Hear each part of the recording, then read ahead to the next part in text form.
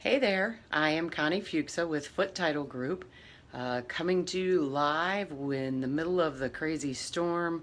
Don't judge the hair. You know, we talk about having bad hair days. Well, I just got caught in the rain, so put a little comb through it and hopefully it's not too crazy.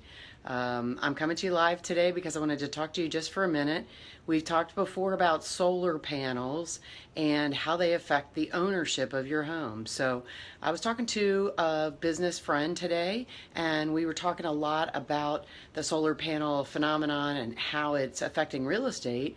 And I thought maybe I would share again some of my thoughts and tips and information that we've learned and dealt with over the past month or so with respect to the solar panels. So if you're tuning in, please check in and say hey, so I can see who's checking in, and see where you're coming from. Also, if you have any questions, please ask. You can message me privately if you'd rather, but I'd really like to talk to you and catch up, and try to help answer all your questions. So with respect to solar panels, in certain areas of the country, they are just taking storm. People are starting to get them on their home because the solar companies are allowing you to put them on your home basically for free. And you sign a lease agreement with them, and typically the ones that we've seen have been about 20 years long. So with the lease agreement, what you do is you pay for the amount of solar that you actually produce, and then that way you actually use less energy from the energy company, and so your payment is to the solar company for only the energy that you produce on your home, and that traditionally is a whole lot less than using the electric. So sorry for the squiggling around with the camera. My stand actually is in a different area, and I have to use a different selfie stick to try to do this for you today, so it's got a little shake and I apologize. So again, if you're checking in, if you're on, please check in with me. Hey Pam, how are you? Thanks for tuning in. So, okay, so we're talking about solar panels, and we're talking about how great they are because they actually reduce your energy cost. As I said, the solar companies are offering them to put them on your house for free, and that's wonderful, except the problem with it is they have you sign a lease agreement, which really isn't a problem.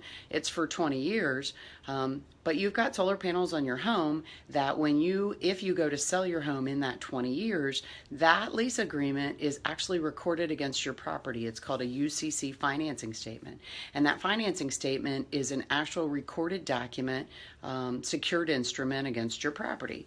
Well, what does that mean? Well, in the state of Maryland, and in many states, the rule is whoever gets on record first is actually in first position.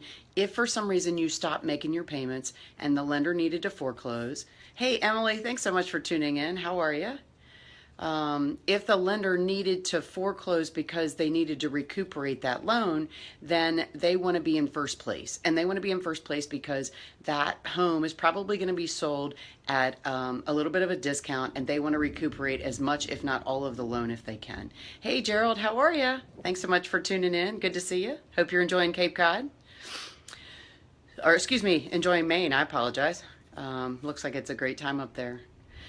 So what that means is if there's a secured instrument on the property, the solar company is recorded, and the new buyer gets a mortgage, and their mortgage is going to be recorded against the property, then it's going to be in second place because that financing statement is already recorded.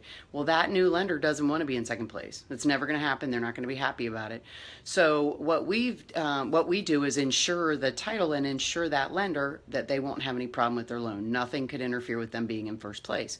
So what needs to happen is that solar company needs to release that financing statement, and then they can re-record it after our deed and mortgage are recorded. Or they can also agree to subordinate, which means agree to go into second place behind that mortgage. There's also some other things that you need to think about. If you're buying a home that has solar panels on it, do you want to take over that agreement? Because the solar company is going to require a transfer agreement be signed, and you take over that agreement and take over that responsibility to repay it. And if you don't repay it, that is a secured instrument against the property. So they could actually bring legal proceedings because they've secured that against the property, so they can recuperate any costs that they are out. Now, if you're buying a property that has solar panels and you decide not to, the solar company will take those panels off traditionally if you don't agree to the transfer. Now, of course, their hope is you agree to the transfer because solar is a great energy source and it's a great way to do this. It's just I bring these things up not as though there are problems with buying a property with solar. Absolutely not the case. You just need to know what you're getting into. And for realtors who are just starting to experience and deal with this, also to help them understand what kind of questions to ask and what kind of things may be going on and what things they may encounter. Because, you know, as a title company, what's going to happen is we're going to get this title search and see this financing statement and say, wait, that's all fine that it's there and it's a great program, but we need to address that. So we're going to require some things be done. Either that loan agree to go in second place by signing a subordination agreement, or releasing that loan or that financing statement, excuse me, and then resecuring it once we record our documents. So just some information so you're aware of what's going on and so you know the right questions to ask. Because like I said, as realtors, as purchasers, as sellers, these are some things that are going to come up and you need to be aware so you know how to answer questions and deal with them. So again, sorry for the crazy bad hair, really bad storm. Tried to run in the house today to get on live with you to get some information, and I got soaked. So, so it definitely was a perfectly good hair day until I got caught in the storm. So Emily, how we keep talking about bad hair days, this is definitely one of those issues. So bear with and please don't judge. So I hope you guys are having a great evening. And if you have any questions afterwards, please message me, let me know.